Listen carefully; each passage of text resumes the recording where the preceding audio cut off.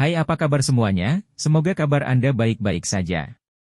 Terima kasih karena sudah memberikan support dan juga kesetiaan Anda untuk membangun channel Codot Film. Yuk kita lanjutkan alur ceritanya, sambil siapin kopi dan cemilan, setting suara volume full. Gasken. Shi Hao dalam hati terkejut. Apakah Lan Yu menyiratkan bahwa karena ukuran alam yang lebih tinggi yang tak terbatas, ada banyak sekte besar, dan karena itu, dia seharusnya tidak memilih untuk memihak salah satu dari individu-individu ini begitu cepat? Aku ingin tahu apakah adik laki-laki Shi tahu tentang Pri Yu Chen. Tepat pada saat ini, seorang pria berbicara. Dia mengenakan pakaian pertempuran hijau yang mengalir dengan kilau emas. Seluruh tubuhnya berkembang dengan vitalitas dan lampu hijau. Mata orang ini tampak seperti bintang, dan rambutnya berwarna hijau tua dan mengalir dengan kekuatan simbol yang misterius. Dia sangat kuat. Individu ini tampaknya agak khawatir tentang Pri Yu Chen. Shi Hao tersenyum dan berkata, tentu saja aku mengenalnya. Kami bahkan pernah bertukar petunjuk sebelumnya. Itu baik-baik saja terlepas dari bagaimana mereka menafsirkannya. Dia tidak mengatakan apakah mereka musuh atau teman, membiarkan mereka berpikir apa yang akan mereka lakukan. Oh, mungkinkah Anda adalah kenalannya? Bei Gu bertanya. Indra ilahinya beriak sangat kuat, jauh melebihi jumlah kekuatan dasar yang seharusnya dimiliki oleh seorang pemuda seusianya. Di samping, mata Xuan Ming meledak dengan cahaya. Tubuhnya menjadi tertutup api ilahi emas, dan lapisan cahaya suci yang unik menutupi kulitnya. Dia tampak kuat dan menakutkan. Setelah mendengar kata-kata ini, dia juga mulai bertanya dengan hati-hati. Dia menyingkirkan ketidakpeduliannya dan mengangguk ke arah Shi Hao sebelum berkata, aku harus meminta bantuanmu kalau begitu. Saya ingin mengunjungi Pri. Aku juga tidak tahu di mana dia baru-baru ini. Apa kalian semua dekat dengannya? Shi Hao pura-pura heran, pura-pura tidak tahu bahwa Yu Chen berasal dari alam yang lebih tinggi. Yu Chen dikenal sebagai individu yang transenden. Sudah bertahun-tahun sejak terakhir kali aku melihatnya. Dia dipuji oleh banyak senior sebagai makhluk abadi suci ketika dia belum terlalu tua. Penampilannya luar biasa, dan bakatnya tak tertandingi, jelas Bei Gu. Ingatan yang dia miliki tentangnya saat itu tak terlupakan. Berdasarkan apa yang dia katakan, hukum alam-alam bawah kurang dan Dao Agung tidak lengkap. Namun, itu masih tempat yang bagus bagi seseorang untuk mengasah dirinya sendiri. Status Yu Chen sangat tinggi, dan harapan besar telah diberikan padanya. Akibatnya, dia dibawa ke alam bawah untuk meningkatkan kultivasinya. Hong Huang bergumam dengan nada yang agak tidak puas, berkata, hei, kamu benar-benar cukup jujur sambil mengatakan semua itu di depan begitu banyak orang yang tak tertandingi dan cantik. Mungkinkah kita lebih rendah? Tentu saja tidak. Kalian semua adalah wanita cantik yang luar biasa, jadi berapa banyak orang yang bisa dibandingkan di dunia saat ini? Bei Gu buru-buru berbicara. Shi Hao tertawa. Sebagai perbandingan, saat itu, Bei Gu bahkan belum setua itu ketika dia melihat Yu Chen, namun kesan yang dia miliki tentang dia sebenarnya sangat dalam dan tak terlupakan. Dunia ini kurang dan hukum alam tidak lengkap. Apakah benar-benar ada manfaatnya turun untuk mempertajam diri sendiri? Shi Hao mengangkat masalah ini. Untuk kalian semua, ada kerugian. Namun, karena Yu Chen lahir di alam yang lebih tinggi, ada inti Dao yang sempurna di dalam dirinya. Turun untuk berkultivasi akan membawa manfaat besar, jawab Bei Gu. Shi Hao tidak bisa berkata-kata. Sangkar langit dan bumi ini benar-benar memperlakukan mereka dengan sangat tidak adil. Namun, dia juga tidak putus asa. Cepat atau lambat, dia akan memasuki alam yang lebih tinggi dan menangani segalanya. Dia akan memperbaiki semua yang dia miliki menjadi satu tungku dan menjadi lebih kuat. Pada saat yang sama, Dia memikirkan wanita bermata dua di era kuno, legenda tak terkalahkan yang berani mencuri makanan dari mulut makhluk tertinggi. Meskipun dia belum mencapai puncak kultivasi dan terjebak di alam ini, dia pasti masih memiliki cara untuk menyelesaikan masalah. Apakah saudara Shi dan Yu Chen agak akrab? Bisakah Anda memberitahu kami tentang situasinya saat ini? Xuan Ming berbicara. Aura yang kuat melonjak saat matanya terbuka dan tertutup. Shi Hao terkejut dalam hati. Para wanita bangsawan dan murid muda dari alam yang lebih tinggi luar biasa seperti yang diharapkan. Mereka semua jenius yang sangat kuat. Memiliki prestasi seperti itu di usia mereka benar-benar sangat menakjubkan. Sambil tersenyum, dia berkata, "Aku dan Yu Chen adalah teman di jalur kultivasi. Kami sering bertukar pointer. Saya hanya bisa menggambarkannya sebagai luar biasa dan brilian." Di dekat pintu, mulut Qin Ming berkedut. Dia benar-benar berbohong melalui giginya. Mereka jelas bermusuhan, dan saat ini, ada kecurigaan bahwa Peri Yu Chen menjadi tawanan batu kecil dan melayani di sisinya. Namun, dia tidak berani berbicara secara acak tentang rumor tak berdasar seperti itu.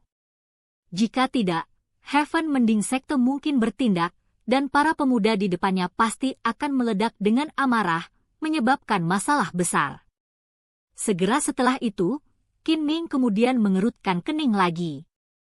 Setelah memeriksa kata-kata batu kecil dengan hati-hati, dia memperhatikan bahwa tidak banyak lubang dalam apa yang dia katakan. Itu hanya pendamping di jalan kultivasi, dan mereka sering bertukar petunjuk. Dia tidak menyebutkan apakah mereka bermusuhan atau bersahabat satu sama lain. Anak kecil ini cukup licik. Beberapa orang mencoba mencari tahu lebih banyak tentang situasinya dan meminta informasi kepada Shi Hao. Dia menjawab mereka satu persatu. "Kemana saudara Shi menuju?" Cui Yu bertanya. "Menghadiri pertemuan di Gunung Abadi." Shi Hao menjawab. "Ah iya, itu benar-benar menggoda. Saya ingin pergi juga. Orang-orang Gunung Abadi cukup tangguh. Saya ingin pergi ke sana dan mendapatkan satu atau dua teks rahasia mereka." Hong Huang benar-benar tidak menunjukkan banyak pengekangan. "Mengapa tidak? Saya mendengar bahwa Gunung Abadi memiliki rahasia besar di alam bawah, dan ada sesuatu yang baik yang terkubur di tanah kuno mereka. Kita harus pergi dan melihatnya." Wanita muda Ying Ying berbicara juga dan bergabung dalam kegembiraan. "Heh, apakah kalian semua dengan sengaja membuat masalah di alam bawah karena kalian menemukan orang itu di alam yang lebih tinggi Gunung Abadi tidak menyenangkan?" Seseorang tertawa nakal. "Sebenarnya, orang itu juga datang ke alam rendah, tapi tidak datang bersama kita. Kami tidak tahu kemana orang itu pergi." Seorang wanita muda bergumam. "Lupakan saja, kita punya rencana lain, jadi lebih baik kita tidak pergi ke Gunung Abadi. Jika tidak, masalah dapat dengan mudah terjadi. Mari kita cari peluang kita sendiri," kata Shui Yu. Xuan Ming mengangguk. Meskipun sepertinya mereka turun untuk pergi jalan-jalan dan mendapatkan pengalaman, alasan sebenarnya adalah untuk mencari peluang yang luar biasa. Ada beberapa area rahasia yang harus mereka jelajahi. Saudara Shi, kamu harus meluangkan waktu untuk memikirkan semuanya terlebih dahulu. Jika Anda ingin memasuki alam yang lebih tinggi, kita bisa mendiskusikannya secara mendetail ketika kita bertemu lagi. Lan Yu mengangguk. Sikapnya luar biasa. Bintik-bintik cahaya biru mengalir seperti hujan. Dia sudah bangun dan minta diri. Orang-orang ini tidak tinggal terlalu lama. Setelah berbicara sebentar, mereka semua bangkit dan pergi. Qin Ming melepaskan napas lega. Baru saja, dia benar-benar agak takut akan bencana. Ini adalah sekelompok elit alam yang lebih tinggi. Jika salah satu dari mereka berperang melawan batu kecil, itu akan menjadi bencana besar. masalah besar akan muncul terlepas dari yang mana dari mereka yang jatuh. Bakat warping surga klan saya tidak bepergian dengan mereka. Dia mungkin bepergian dengan kelompok lain, katanya lembut. Kemudian, dia melihat Shi Hao yang sedang memikirkan semuanya dengan hati-hati dan berkata, kita akan mencapai Gunung Abadi dalam beberapa hari. Saya akan menjelaskan beberapa aturan dan peraturan di sini terlebih dahulu. Aku adalah kaisar manusia. Apakah Anda mengatakan kepada saya untuk mengadakan audiensi dengan orang lain? Shi Hao menatapnya dengan dingin. Dia menutup matanya dalam meditasi dan tidak lagi memperhatikannya. Wajah Qin Ming menjadi sedih. Di depan batu kecil, nama Gunung Abadi yang tinggi dan perkasa sepertinya tidak lagi berguna.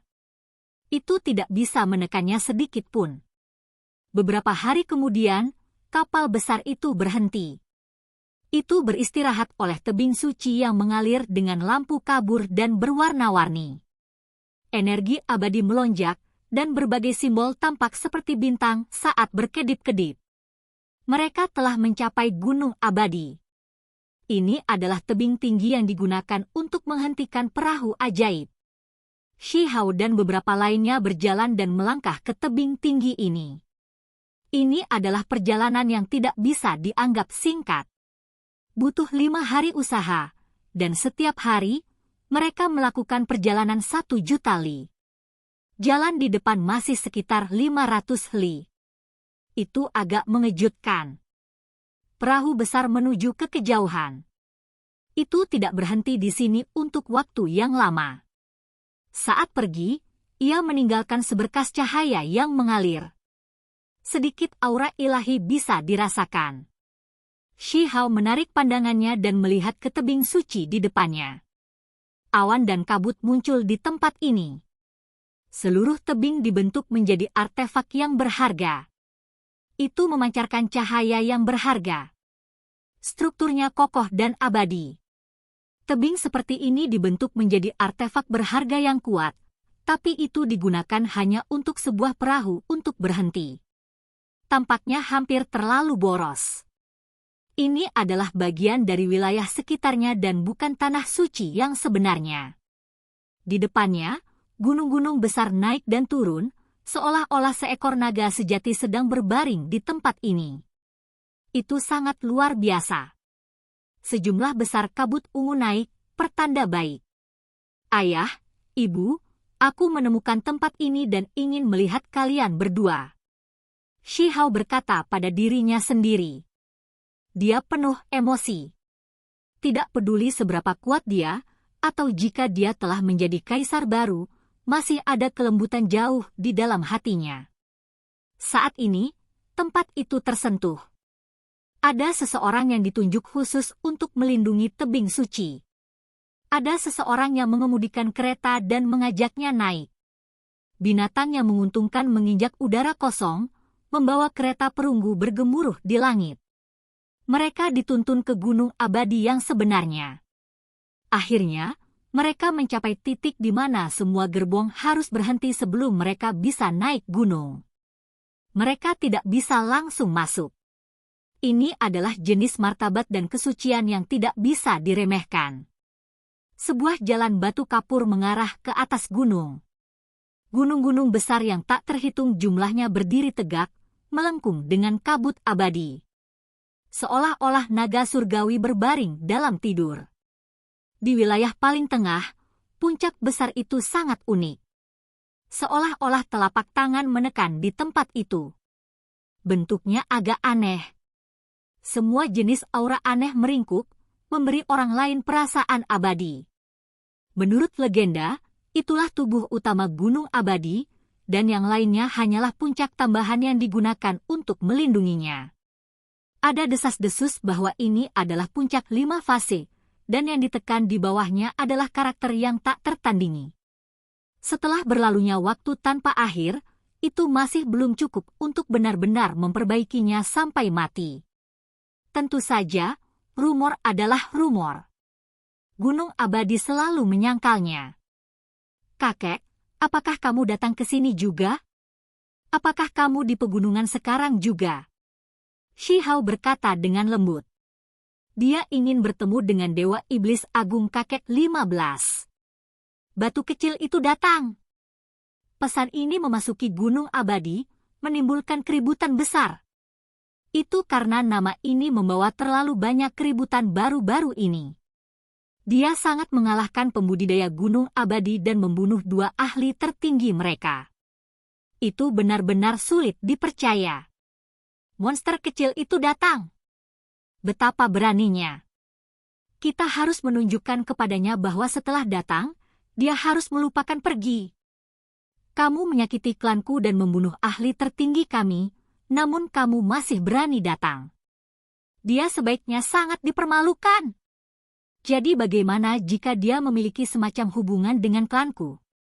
Ini mungkin bahkan tidak sedekat itu untuk memulai. Kali ini, kita tidak bisa membiarkannya pergi.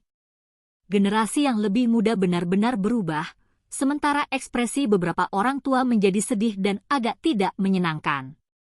Bagaimanapun, Gunung Abadi mungkin mengabaikan 8 wilayah, dan itu belum pernah dipermalukan sebelumnya.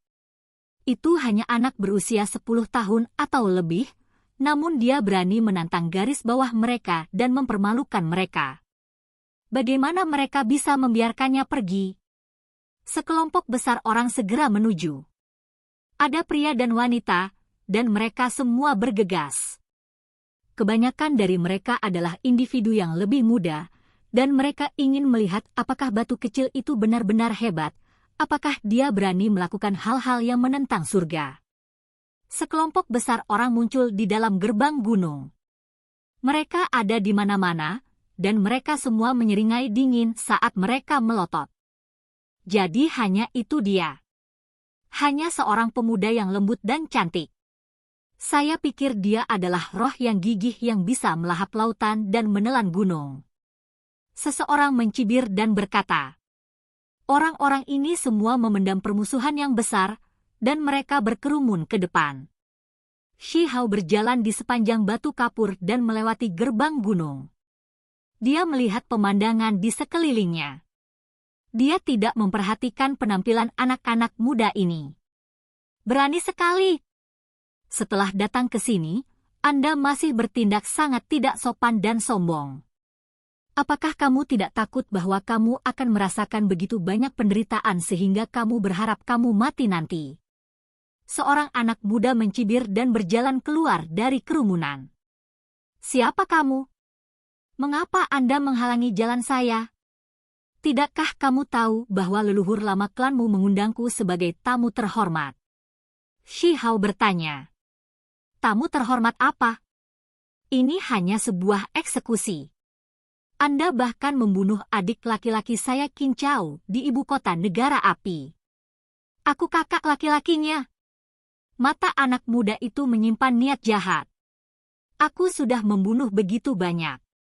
Siapa yang tahu siapa orang Qin Chao ini? Shi Hao menggelengkan kepalanya, tapi dia ingat dengan jelas di dalam. Ketika dia berada di ibu kota negara api, Qin Chao terus-menerus mengganggu wanita Qian-Qian dan bahkan menyerangnya setelah itu. Pada akhirnya, dia terbunuh. Saat itu, dia telah mendengar bahwa latar belakang Qin Chao ini sangat mencengangkan.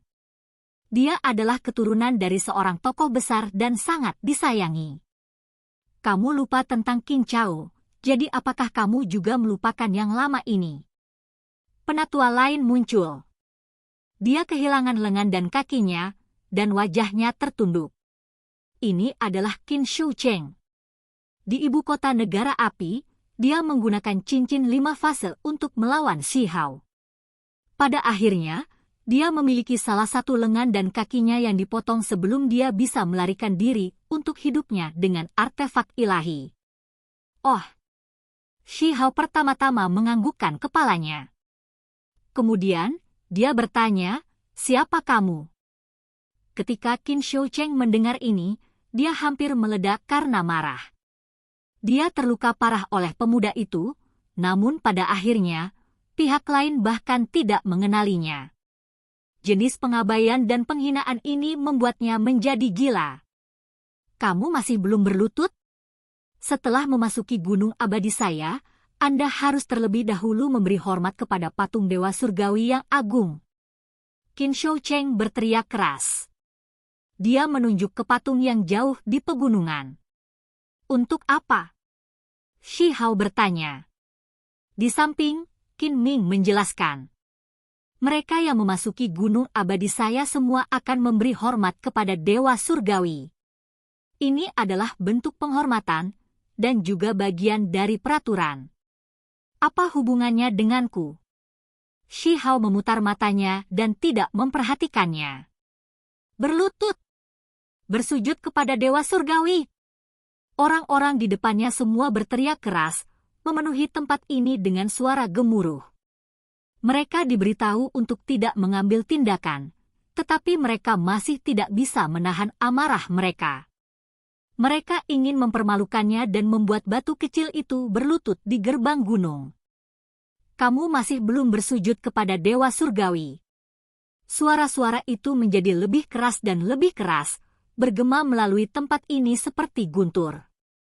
Kakak Qin Shoucheng dan Qin Chao sama-sama mencibir saat mereka melihat ke arah Shi Hao.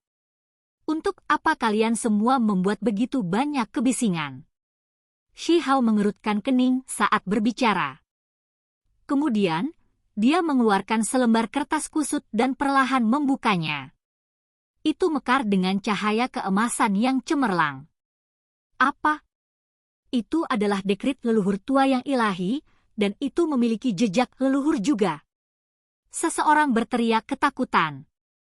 Kalian semua masih tidak mau berlutut. Shi Hao dengan tenang berbicara, suaranya seringan bulu. Dia tahu beberapa aturan gunung abadi. Seseorang harus bersujud di hadapan dekrit leluhur tua yang ilahi. Bersama dengan jejak berharga ilahi klan, maknanya menjadi lebih signifikan. Sekelompok orang ketakutan, dan wajah mereka semua memerah. Kalian semua masih belum berlutut, kata Shi Hao. Oke guys, jangan lupa like, comment, share, and subscribe di channel Codot Film. See you next video, peace out and bye-bye.